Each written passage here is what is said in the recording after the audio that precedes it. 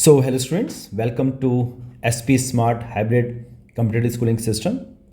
बेटा आज के वीडियो लेक्चर में हमने आपका फुल टेस्ट जो 6 है इसके बॉटनी का सेक्शन बी डिस्कस करना है।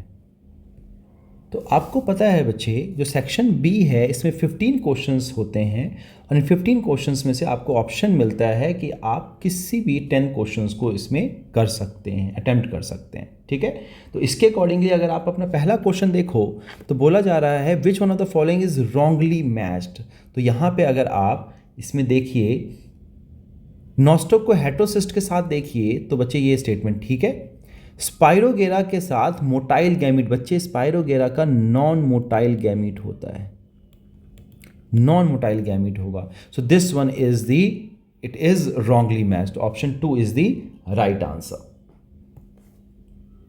सो नेक्स्ट क्वेश्चन देखिए बच्चे, ये एस्टाइवेशन दे रहा है। एस्टाइवेशन क्या होता है कि पैटर्न ऑफ जो पेटल का जो पैटर्न है इन द फ्लावर उसको हम एस्टाइवेशन कहते हैं। अगर आप पहला देखो तो this one is velvet, this one is twisted, this one is imbricate और ये बच्चे आपका क्या है, वैक्सिलरी है। ठीक है, तो यहां पे अगर आप ऑप्शन देखें वैक्सिलरी किस में होता है बच्चे, पी में होगा, पी इज द एग्जाम्पल। अगर आप इम्ब्रिकेट देखिए तो केशिया के अंदर जो है इम्ब्रिकेट होता है ना। ट्विस्टेड जो है बच्चे कॉटन के अंदर होगा, कॉटन के अंदर आपको ट्विस्टेड मिलेगा। और वेलवेट की अगर बात करें तो कैलोट्रोपिस के अंदर वेलवेट होता है, कैलोट्रोपिस के अंदर, है ना। तो ये कुछ एग्जांपल्स आपके एनसीईआरटी के अंदर दिए गए हैं। तो इसके अकॉर्डिंगली अगर आप देखो तो यहाँ पे बच्चे आपको ऑप्शन नंबर 2 जो है is the right answer. Next question देखिए बच्चे, एजर्शन एंड रीजनिंग टाइप का क्वेश्चन है। यहाँ पे क्या बोला जा रहा है, the meristem which occurs in the mature region of roots and shoot is called as secondary meristem। so yes, ये जो है आपका राइट आंसर है। ठीक है, so this assertion is true। interfascicular cambium and core cambium are example of secondary meristem। yes, this statement is again a right statement, but this is not the correct explanation of the assertion। तो यहाँ पे both the assertion and reason are true, but reason is not the correct explanation of the assertion। तो यहाँ पे आपका जो option number 2 जो है बच्चे is the right answer। Next देखिए, स्टेटमेंट दिया जा रहा है it contains water, SAP, excretory product and other unwanted material. तो बच्चे किसके अंदर प्रेजेंट होगा, प्लांट के अंदर प्रेजेंट होगा। It is bound by a single membrane called as tonoplast. Tonoplast बच्चे वैक्यूल के अंदर होता है, प्लांट सेल के वैक्यूल के अंदर होगा, कवरिंग हो गया ना, उसको single membrane called as tonoplast. In plant cell it occupies 90% of the cellular volume. तो ये सारे फीचर्स किससे एट्रीब्यूटेड है, तो बच्चे the correct answer is vacuole से एट्रीब्यूटेड होगा ये, है ना। तो option number 2 is the right answer. Next question अगर आप देखें तो यहाँ पे क्वेश्चन पूछा जा रहा है, यहाँ पे बच्चे देखिए कुछ आपके सेकेंडरी मेटाबोलाइट्स दिए गए हैं और उनके फंक्शंस, कैटेगरी और सेकेंडरी मेटाबोलाइट्स दिया गया है। अगर आप इसमें देखो तो यहाँ पे बच्चे जो पिगमेंट है, पिगमेंट कौन कौन सा है, तो carotenoids and anthocyanin is the pigment. फिर अगर आप देखें टर्पिनॉइड्स का देखें तो मोनोटर्पीन्स नाम से पता चल रहा है, डाइटर्पिन्स, टर्पिनॉइड्स इसके नाम से ही पता चल रहा है कि टर्पिनॉइड्स हैं।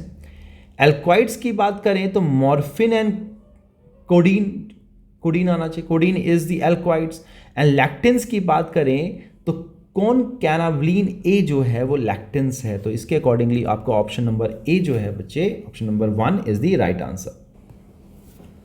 सो बच्चे नेक्स्ट क्वेश्चन है, ये बोला जा रहा है tetrad is made up of. तो बच्चे टेट्राड जो है जब गैमेटोजेनेसिस होगा, मेगास्पोरोजेनेसिस होगा या फिर माइक्रोस्पोरोजेनेसिस होता है बच्चे, तो वहाँ पर क्या होगा, टेट्राड का फॉर्मेशन होगा, है ना। तो टेट्राड क्या है, 2 होमोलोगस क्रोमोसोम्स होते हैं, दोनों में जो है बच्चे आपका इस तरीके से अगर क्रोमोसोम है तो यहाँ पर इस तरीके से ये आपस में ये आ जाता है। This is called as bivalent या फिर टेट्राड बोला जाता है इसको। तो टेट्राड में क्या है, 2 होमोलोगस क्रोमोसोम हो गए और 4 इसमें क्रोमेटिड्स हो गए, है ना, ईच विथ 2 क्रोमेटिड्स, है ना। तो यहाँ पे आपका ऑप्शन नंबर 4 जो है राइट आंसर है, 2 homologous chromosome each with 2 chromatids. Next question देखिए, initial size of leaf A was 10 centimetre square, जो इनिशियल साइज है एक लीफ का वो 10 सेंटीमीटर स्क्वायर है, while that of leaf B was 20 centimetre square. Both the leaves have shown the growth of 5 centimetre square. Choose the incorrect statement with respect to the growth rate. तो ये बच्चे आप लोगों के NCERT का plant growth and regulation का जो है ग्रोथ एंड डेवलपमेंट का क्वेश्चन, एक डायग्राम दिया गया है आपकी बुक के अंदर, एक डायग्रामेटिक कंपैरिजन दिया गया है between the absolute and relative growth rates के बीच में, है ना. तो यहाँ पे अगर आप इसके अकॉर्डिंगली देखो तो इनकरेक्ट स्टेटमेंट बताना है. Absolute rate is same as for A and B, तो एब्सोल्यूट रेट दोनों का सेम रहेगा. Relative growth is half for the leaf B as compare to A, तो ये हाफ, ये भी ठीक स्टेटमेंट है. हमें इनकरेक्ट स्टेटमेंट बताना है with growth rate. Leaf B shows 50% of the relative growth rate. बच्चे 50% नहीं बताता है ये, है ना. So this statement is the incorrect statement, right. So option number 3 is the right answer. Next question देखिए. Why are the absorption spectrum of chlorophyll A and the action spectrum of photosynthesis are identical. क्यों chlorophyll A का action spectrum जो है same होता है? क्योंकि बच्चे जो chlorophyll A जो है वो एब्जॉर्ब करता है, सबसे ज़्यादा जो लाइट मैक्सिमली ऑब्जॉर्ब करेगा वो रेड एंड ब्लू लाइट पे करेगा, ठीक है. तो एक्शन स्पेक्ट्रम फोटोसिंथेसिस भी सबसे ज़्यादा कहाँ पे हो रहा है, तो ब्लू रेड लाइट पे और रेड लाइट पे हो रहा है. तो यहाँ पे option number 1 is the right answer. Chlorophyll A absorbs both red and blue light maximally. तो option number A is the right answer. Next देखिए. साइटोक्रोम्स आर फाउंड इन, तो ये क्रिस्टल ऑफ माइटोकॉन्ड्रिया में प्रेजेंट होता है. Very simple question. Next question देखिए. Which of the following is not a function of ethylene. Ethylene क्या है, gaseous PGR है, गैशियस पीजीआर है. तो इसका फंक्शन क्या नहीं है. Sprouting of potato tuber, sprouting में हेल्प करता है, is the right answer. Promotes rapid elongation of internode in deep water and rice plant, ये भी ठीक है. थिनिंग ऑफ कॉटन फ्रूट्स, ये भी ठीक है.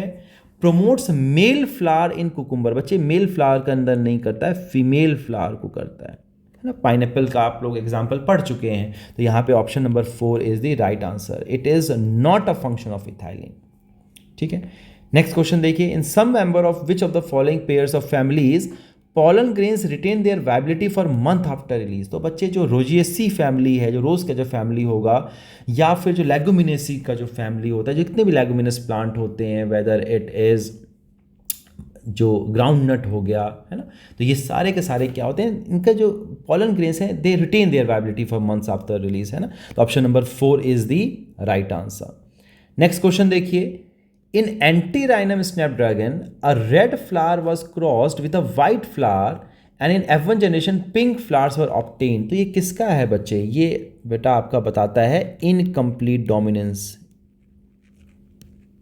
इनकम्प्लीट डोमिनेंस बताएगा. इसमें फिनोटाइप क्या होगा, 1:2:1 होगा, और जीनोटाइप भी क्या होगा बच्चे, 1:2:1 आ जाएगा, है ना. When pink flowers were served, the F2 generation showed white, red and pink flower. तो यहाँ पे आप देख रहे हैं 1:2:1 का रेशियो आ रहा है. Choose the incorrect statement from the following. तो क्या है, the experiment does not follow the principle of dominance. Yes, ये exception है. So this statement is true. हमें बताना है क्या, incorrect statement बताना है. Pink flower in F1 is due to incomplete dominance. अभी बताया मैंने, it is due to incomplete dominance. ये भी ठीक है. Ratio of F2 is 1/4 is to 2/4 pink and 1/4 white. तो 1:2:1 के रेशियो में होता है. तो ये भी स्टेटमेंट ठीक है, तो ये भी मैंने बताया. Law of segregation does not apply in this experiment. बच्चे this statement is wrong. Law of, देखो गैमीट तो अलग अलग होगा ही, है ना, गैमीट तो सेपरेट हो ही रहा है, तो यहाँ पे लॉ ऑफ सेग्रीगेशन अप्लाई करेगा. तो option number 4 is the right answer. It is incorrect statement. Next question देखिए. तो बच्चे ये आरडीटी का क्वेश्चन है. Study the given diagram and identify the enzyme A and be involve in the step 1 and 2. आप यहाँ पे देख रहे हैं, यहाँ पे जो सीक्वेंस दिया गया है वो GAATTC दिया गया है. ये किसका सीक्वेंस होता है बच्चे, ये होता है इको R1 का सीक्वेंस होता है, ठीक है. तो यहाँ पे एंजाइम ए क्या आ जाएगा बच्चे, इको R1 आ जाएगा.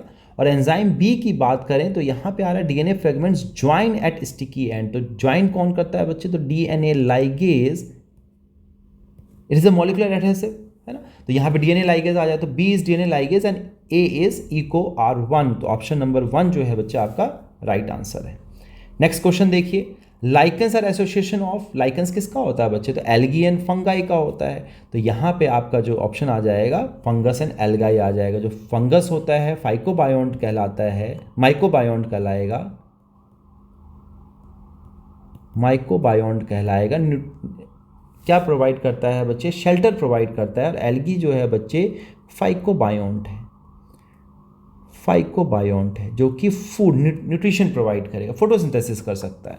तो option number 3 is the right answer. Next question अगर आप देखें तो बोल रहा है विच of the following is correct, correct कौन सा है, decomposition is largely a non oxygenic requiring process. तो ये गलत है बच्चे, ऑक्सीजन चाहिए इसको, तो ये स्टेटमेंट इनकरेक्ट है। The rate of decomposition is controlled by chemical composition of detritus and climatic factors. So yes, this statement is the right statement. उसको बच्चे क्या चाहिए होता है, उसको detritus and climatic factors जो है वो चाहिए होता है ना chemical composition के लिए। तो option number 2 is the right answer. So this is all about your section B botany. I hope कि आप लोगों के सारे questions clear हो गए होंगे. So all the best बेटा everyone. God bless. Take care. Thank you.